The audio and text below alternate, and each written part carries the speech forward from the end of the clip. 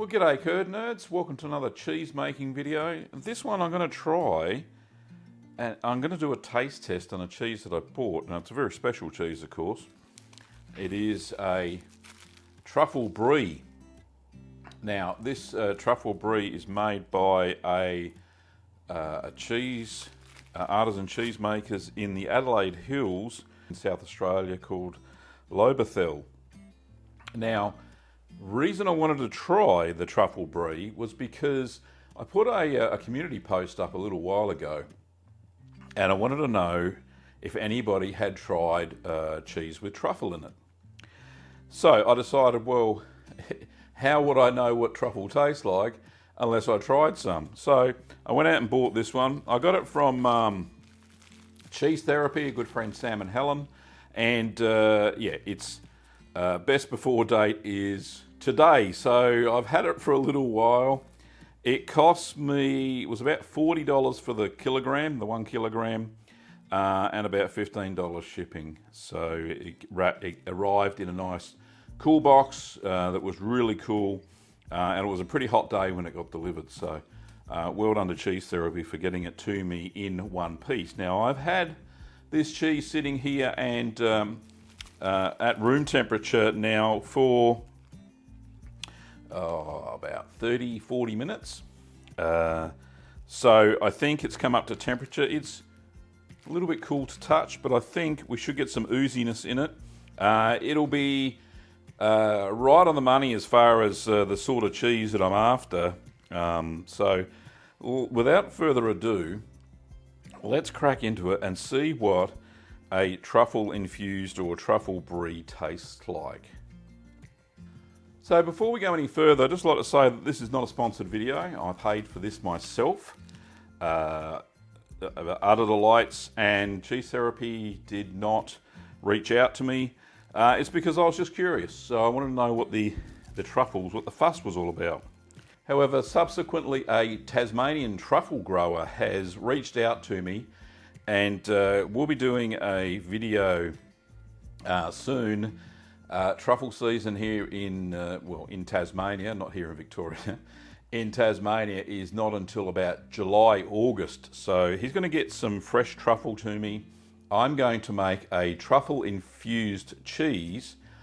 I'm going to use my fake camembert recipe, and that's the one where I use a thermophilic starter culture instead of a mesophilic and create a stabilized paste mold ripened cheese. Now I think they're fairly quickly ripening, so about 6 weeks they take. And the good thing about that is that I'll be able to taste the fruits of my labour, taste that wonderful fake camembert or stabilised paste white mould cheese again, and see how that goes with truffles in it. Anyway, let's open this up without further ado. Over on the back, looks like we've got one piece of sticky tape, so they're better wrappers than I am. Oh, look at that. So, a bit of paper stuck there. So we've got some really good white mould coverage underneath. That's what I first noticed. Now you can get smaller ones of these in the supermarket here in Australia. I think even Woolworths sell them. They're 180 gram size wheels, and they still call them Truffle Brie. But this is a decent size, as we can see there. Lovely white mould coating, no extra moulds or anything like that. So that looks pretty good. All right, so I'll just keep this to one side over there, and let's crack into it. So I'll do, really you should do brie in wedges, but I'll do the half, see what it looks like. Oh, sticking to the knife, so it must be oozy. Let's have a look. If I can get it apart, here we go. Alrighty, oh yeah, look at that. Oh, earthy flavour. Brie tastes earthy anyway, but yeah, I can't There's no, I can't see any truffle. Oh, there's some black bits in there. Maybe that's the truffle. I'm not sure how that's truffle infused, whether it's through the paste. Let's have a look at this one. This one, yeah, some black bits there as well, and they're not from the knife or the chopping board or anything. So there are little shavings of brie through the cheese.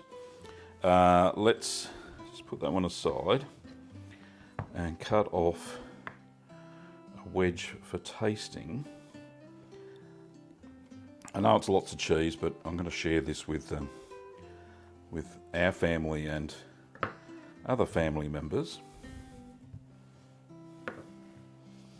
Oh, it's got a smell or an odour. Odours are usually associated with bad words, but it smells, oh, I don't know. I don't know. Let me try a piece on a cracker. We've got some ooziness happening here as it warms up. Oh, that's nice. All right. Let me have one of these plain crackers. Cut another bit off. Now you eat this with a white mould on, of course. Oh, getting so excited. All right. Oh, the smell was just amazing.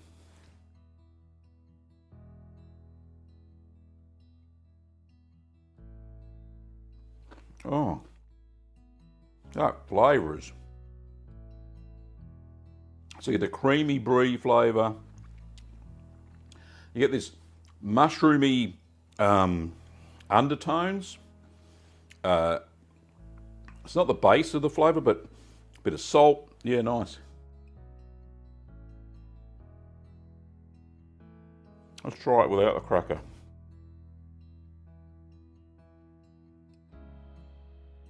Starting to stick to everything now.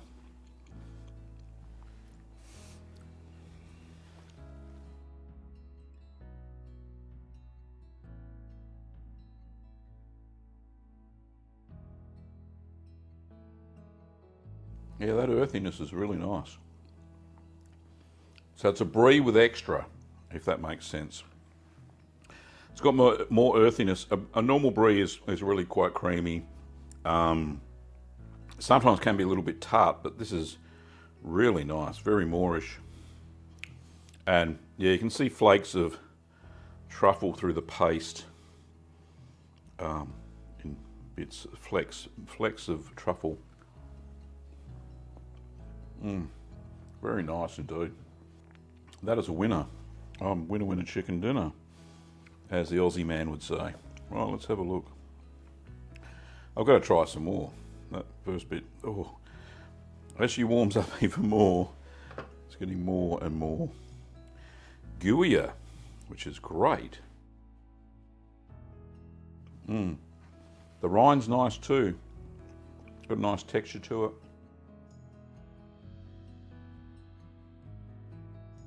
That is a delightful cheese. You can get your hands on a batch, even a small wheel. Doesn't have to be a big one like this one. But we'll certainly eat this. And this is at its best before, well, it says best before? Yeah, best before 11th of April, but really it's perfect. It's the kind of ooziness that I really want in this style of cheese. I don't really go for firm ones. I like it to have some flex. It's going to be, the more I let it come up to room temperature. It's not really a hot day here today. It's quite cool, but really good cheese.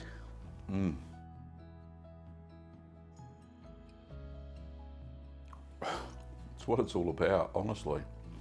Now, am I going to try and recreate this exact cheese? No, I won't. I won't have a hope in heck. So I will make my own version. I'm not going to call it Truffle Brie or anything like that. I'll come up with a Gav special name, but I will definitely use the stabilised paste white mould cheese recipe, or AKA fake camembert. And I'll make them a lot smaller. So I'll make them in the 10 centimetre round camembert hoops, similar to what I used for other camemberts that I've made, that sort of mould. and I think it'll go quite well. Anyway, delightful cheese. If you can get your hands on some, do so if you really want to. If you're really into this sort of thing, like I am, cheese making, cheese tasting, then get yourself some Truffle Brie from Udder. Very nice. Like I said, not a sponsored post. I just like to support local artisan cheese makers. Local being Australia. That is delightful. That is very nice cheese. Well done. Well done, Udder. Anyway, if you like this video, then don't forget you can give it a thumbs up. Yeah, do yourself a favour. See if your local supermarket stocks this cheese and give it a try. And let me know in the comments below what you think. Or if you've already tried it, let me know what you think of this cheese. Like I said, coming up soon, there will be, well, in July, August, when I get my hands on the fresh truffles, I'm going to do the same sort of thing. Looks like they've shaved it or finely grated it and put some through the entire paste. Not sure how they've done it. I think they've done it maybe in little layers by the looks of it. So I'll probably sprinkle finally as I mould up the cheese into the hoops as we go along. So, yeah, hopefully it'll impart some flavour, just like this one. So it'll be lovely. Anyway, thanks for watching, Curd Nerds, and I will see you next time.